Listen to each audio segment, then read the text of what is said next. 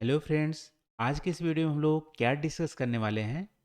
आज की इस वीडियो में हम लोग यूपी में जो ग्राउंड वाटर से रिलेटेड जो हमारी प्रॉब्लम्स हैं और चैलेंजेस हैं उसको यहाँ पे हम लोग डिस्कस करेंगे।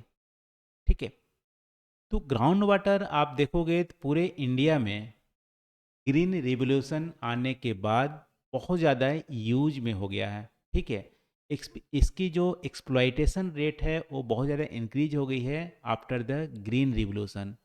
इसके अलावा जो पंपिंग सेट जो हमारा बहुत ही लो कॉस्ट में ड्रिलिंग हो गया है, पंपिंग सेट लगाना, फ्री बिजली प्रोवाइड करना फार्मर्स को, इनके चलते भी हमारे ग्राउंड वाटर का एक्सट्रैक्शन आप देखोगे बहुत ज़्यादा स्पीड अप हो गया है।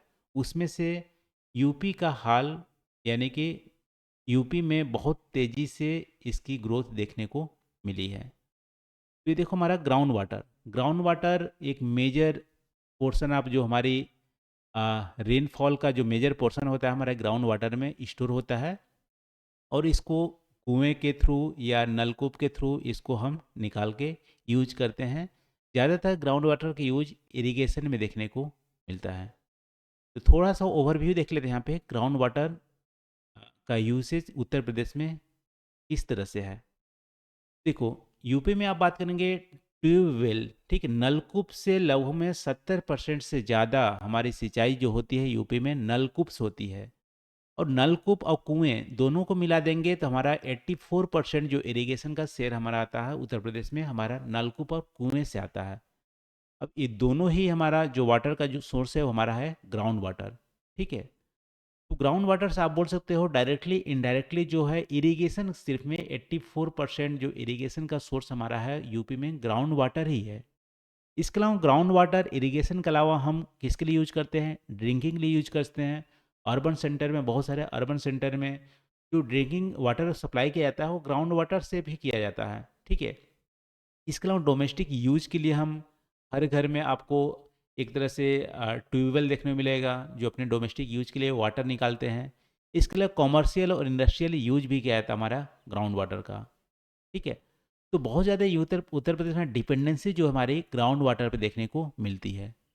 इसके अलावा गंगा बेसिन की जो लगभग में 28.6% जो गंगा बेसिन है वो हमारा यूपी में है। तो ये हमारी एक तरह से पॉजिटिव चीज़ है क्योंकि गंगा बेसिन में ग्राउंड वाटर का जो स्कोप है वो काफ़ी अच्छी है। यूपी में आप देखोगे तो हमारा बुंदेलखंड और विंध्य वाला जो इलाका है, ठीक है, पूरे बुंदेलखंड और विंध्य वाला इलाका, यहाँ पे ग्राउंड वाटर की जो स्टोरेज है वो काफ़ी कम है, उसको लोकेट करना भी डिफ़िकल्टी है। इसीलिए इस क्षेत्र में ग्राउंड वाटर उतनी ज़्यादा नहीं है जितनी वेस्टर्न यूपी, ईस्टर्न यूपी या हमारी सेंट्रल यूपी में देखने को मिलती है। तो unequal distribution of ground water भी यूपी में है। इसके अलावा हमारा प्लान अनप्लान्ड और अनलिमिटेड ग्राउंड वाटर का जो एक्सप्लॉयटेशन हो रहा है यूपी में, ठीक है, उसके वजह से हमारे क्या क्या प्रॉब्लम फेस करने मिले हैं। जो ग्राउंड वाटर की जो लेवल है वो हमारा डिक्लाइन कर रहा है। ठीक है। बहुत सारे गर्मी में आप देखोगे ट्यूबवेल फेल हो जाता है, उससे पानी निकलती ही नहीं है। ये आजकल कॉमन हो गया है यूपी में, खासकर वेस्टर्न यूपी में। इसके अलावा ग्राउंड वाटर कंटेमिनेशन भी देखने को मिल रहा है। ये सारी हमारी मेजर प्रॉब्लम है ग्राउंड वाटर का यूपी में। अब प्रॉब्लम को थोड़ा सा डिटेल में और डिस्कस करेंगे। तो ग्राउंड वाटर को ज़्यादा यूज करने से हमारा डिप्लीशन ऑफ ग्राउंड वाटर हमारा हो रहा है। ठीक है। जैसा कि आप डेटा से बोल सकते हो कैसे हमारे ग्राउंड वाटर की जो लेवल है वो कैसे डिप्लीट कर रही है। क्योंकि 87% जो इरिगेशन, आप देखोगे यूपी में जो पूरा इरिगेशन एरिया है 87% है, और इंडिया के एवरेज आप देखोगे तो 49%। यानी कि लार्जेस्ट जो, मतलब लार्जर पार्ट ऑफ जो यूपी है वो हमारा इरिगेटेड एरिया है, और उसका जो मेजर शेयर यानी ट्यूबवेल से जो हमारी सिंचाई आती है वो हमारी 70% है। तो ग्राउंड वाटर से ज़्यादा एक्सट्रैक्शन हमारे ज़्यादातर एरिया में यूपी में देखा जा रहा है। इसके अलावा लो पंप की जो टेक्नोलॉजी है हमारी वो बहुत ही सस्ते में ईजिली हर फार्मर को अवेलेबल हो जा रही है।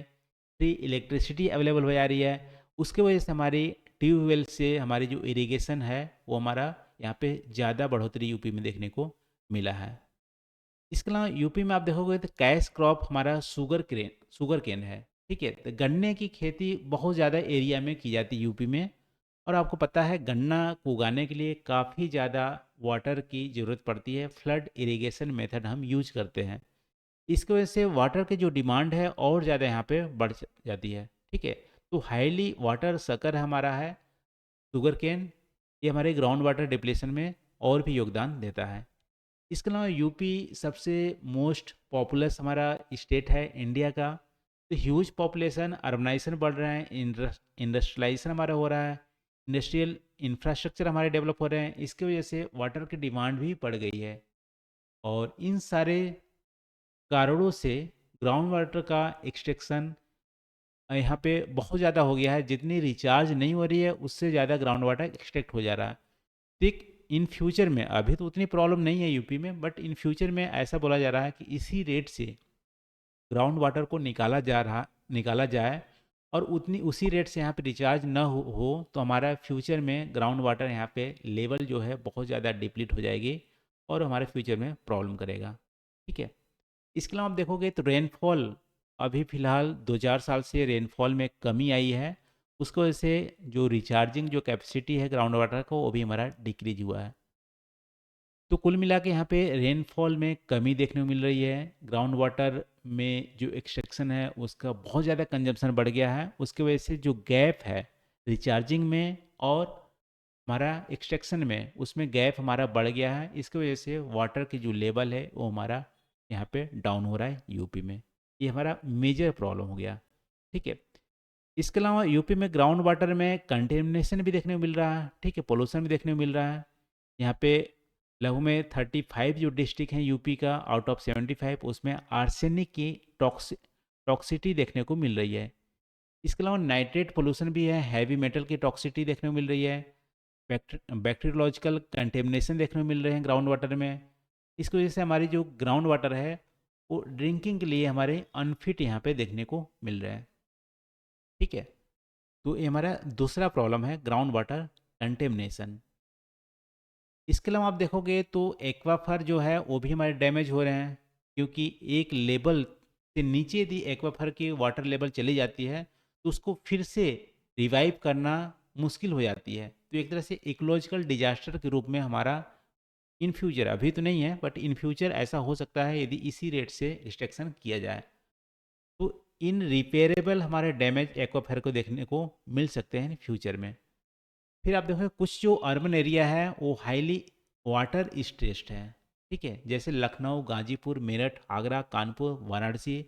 इसमें आप देखोगे तो यहाँ पे इन्वायरमेंटल इम्प्लीकेशन बहुत ही ग्रेव यहाँ पे देखने को मिल रही है।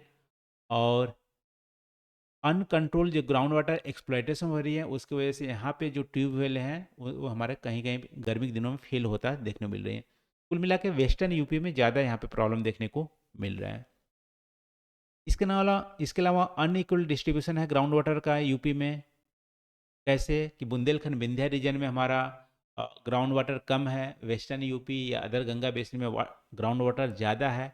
अनइक्वल डिस्ट्रीब्यूशन के चलते यहाँ पे भी एक तरह से इम्प्लीकेशन डायरेक्टली इरिगेशन या इकोनॉमी पे देखने को मिलता है।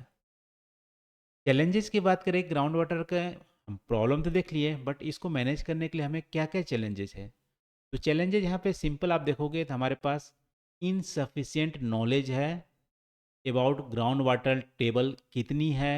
ठीक है, कितना ग्राउंड वाटर वहाँ पे स्टोरेज है, कितनी रेट से हम उसको निकाल रहे हैं, कितना रिचार्जिंग कैपेसिटी है, इसका हमारा एक्यूरेट इन्फॉर्मेशन हमारे पास नहीं है। ठीक है, सिर्फ अनुमान से हम बात कर रहे हैं कि ग्राउंड वाटर बहुत ज़्यादा तेज़ी से डिप्लीट हो रही है या हम बहुत तेज़ी से एक्सट्रैक्ट कर रहे हैं और उतनी तेज़ी से रिचार्ज नहीं हो रही है। इसका कुछ हमारा साइंटिफिक एक तरह से नॉलेज यहाँ पे नहीं है, इनसफिशिएंट नॉलेज देखने को मिल रहे हैं। इसके अलावा यूपी में आप देखोगे तो कम्प्रीहेंसिव इंटीग्रेटेड कोई भी रेगुलेटरी मैकेनिज्म देखने को नहीं मिल रही है। सेंट्रल गवर्नमेंट का अलग स्कीम हमारा जल शक्ति मिनिस्टर के अंदर आती है। ग्राउंड वाटर उसको मैनेज करने के अलग से वहाँ पे प्रोविज़न दिए गए हैं। यूपी का अलग 2019 का हमारा एक प्रोग्राम आया हुआ है, Uttar Pradesh ground water act. तो इन दोनों के बीच में कन्फ्लिक्ट देखने को मिल सकते हैं। इसके अलावा जो हमारे यूपी में ग्राउंड वाटर एक्ट 2019 आई है, इसमें किसानों को और अर्बन कंज्यूमर को दूर किया गया है। ठीक है, ये अनरेगुलेटेड किया गया है। अब देखो यहाँ पे फार्मर्स जो ज़्यादातर यूजर हैं और इसको आप रेगुलेट नहीं करोगे तो कहीं ना कहीं हमारे ग्राउंड वाटर का उतनी अच्छी सी मैनेज देखने को नहीं मिलेगी। इसके अलावा यहाँ पे देखोगे तो इंटीग्रेटेड वाटर रिसोर्स मैनेजमेंट का कॉन्सेप्ट उत्तर प्रदेश में अभी मिसिंग है। तो इन सब चीज़ों पे काम करने की ज़रूरत है। कंक्लूजन आप बता सकते हो कि हमारा वाटर तो वैसे बहुत ही अ, एक तरह से नीडी रिसोर्सेस है, इसके बिना सर्वाइवल हमारा मुश्किल हो जाएगा। और सिर्फ गवर्नमेंट को इस पे फोकस नहीं करनी चाहिए, ग्राउंड वाटर को एक्सट्रैक्ट कम करें। गवर्नमेंट को इस पे भी फोकस करनी चाहिए कि लोग तो ग्राउंड वाटर को यूज करेंगे ही, वाटर तो उनकी ज़रूरत की चीज़ें है, तो ग्राउंड वाटर को कैसे रिचार्ज किया जाए, ठीक है, कैसे तेज़ी से रिचार्ज किया जाए, ग्राउंड वाटर का अवेलेबल कैसे किया जाए, इस पे गवर्नमेंट को ज़्यादा फोकस करनी चाहिए, ना कि ग्राउंड वाटर को निकालने पे। ठीक है, निकालने पे तो वो कंट्रोल होना ही चाहिए, लेकिन रिचार्जिंग पे गवर्नमेंट को ज़्यादा ध्यान देना चाहिए कि जल्दी से कितनी तेज़ी से हम ग्राउंड वाटर को रिचार्ज कर सके, उसको फिर से भर सके। तो इस पे गवर्नमेंट का फोकस रहना चाहिए। इस तरह से इस क्वेश्चन को आप अटेम्प्ट कर सकते हैं। ये रहा दोस्तों आज का वीडियो। आज हम लोग यहाँ पे यूपी में ग्राउंड वाटर से रिलेटेड जो भी प्रॉब्लम्स हैं, चैलेंजेस हैं, वो हम लोग यहाँ पे डिस्कस किए। और इसका जो नोट्स है कमेंट सेक्शन में आपको मिल जाएगा, कमेंट करके आप जरूर बताना वीडियो कैसी लगी। वो थैंक यू फॉर वॉचिंग, मिलते हैं अगले वीडियो में नए टॉपिक के साथ।